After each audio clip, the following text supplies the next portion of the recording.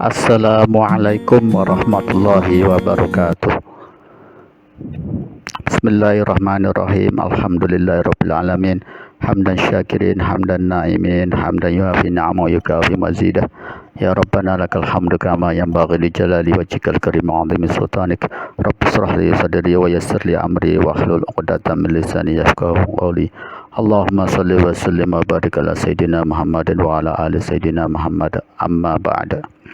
Alhamdulillah, pada sore hari ini berjumpa kembali dalam kegiatan ceramah sore di grup WA SMP Islam Pekalongan.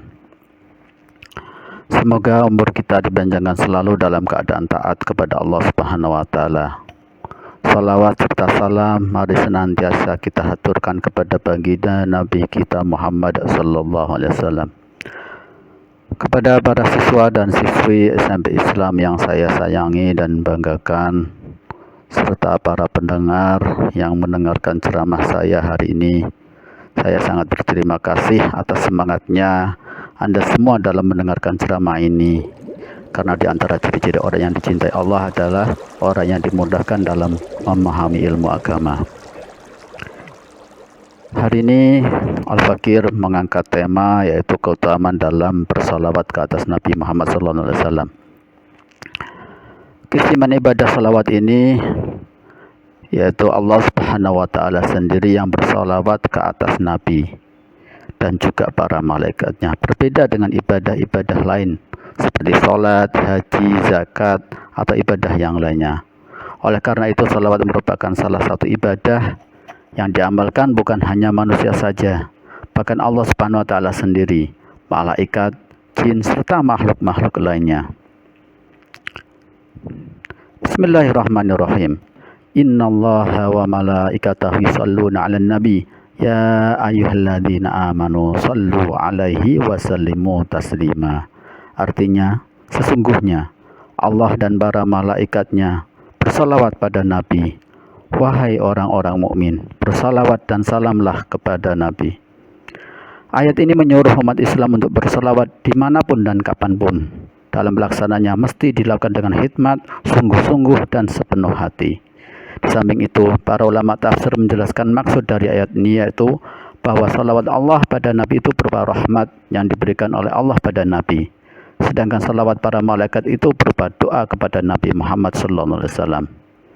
Adapun bagi Imam Syafi'i, membaca salawat kepada Nabi adalah suatu kewajiban yang mesti dilakukan dalam setiap kali sholat, yakni pada waktu kita sholat pada posisi tasyahud akhir.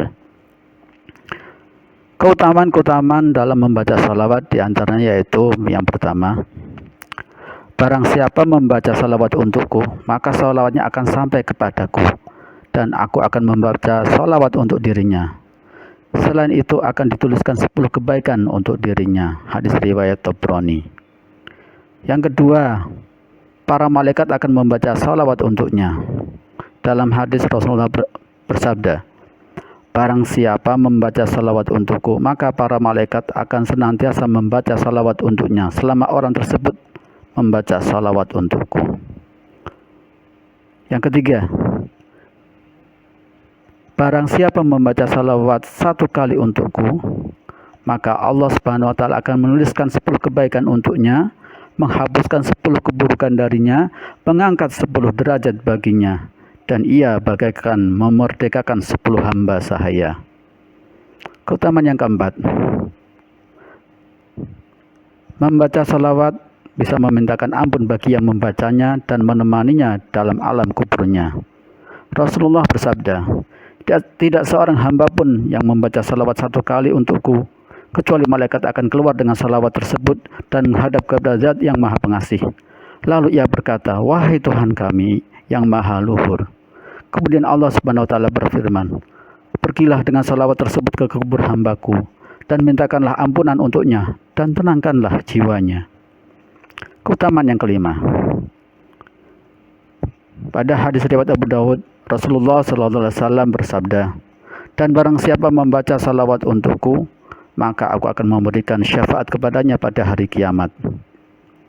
Keutamaan yang keenam, dari Al-Hafidh Abu Musa Al-Madini dengan sanadnya dari Sahal bin Sa'ad, Ia berkata pada suatu ketika, salah seorang sahabat menghadap Rasulullah SAW dan mengadu kepada beliau tentang kefakiran yang dideritanya, kesempitan hidup dan kesulitan mata pencahariannya. Kemudian beliau menasihatinya, apabila kamu masuk ke rumahmu, maka ucapkanlah salam, baik di dalamnya ada orang atau tidak. Lalu ucapkanlah salam untukku dan bacalah Qul huwallahu ahad 1 kali. Setelah itu orang tersebut mau mengamalkan nasihat beliau dan Allah pun melancarkan rezekinya hingga meluber memberkahi kepada para tetangga dan kerabat-kerabatnya. Keutamaan ketujuh, keberkahan dan kebaikannya akan melimpah pada orang yang membaca salawat tersebut kepada anak-anaknya hingga kepada cucu-cucunya. Dalam hadis Rasulullah bersabda, membaca salawat untuk Rasulullah akan melimpahkan keberkahan pada orang yang membaca salawat, anak-anaknya dan cucu-cucunya. Itulah tadi beberapa keutamaan salawat. Sebenarnya masih banyak lagi keutamaan salawat yang masih banyak belum diketahui. Yang pastinya semakin banyak salawat kita amalkan, insya Allah akan menambah kebaikan hidup kita baik di dunia maupun di akhirat. Adapun bacaan salawat yang paling utama yaitu bacaan salawat ketika kita melakukan tasyahud akhir pada saat kita melakukan sholat.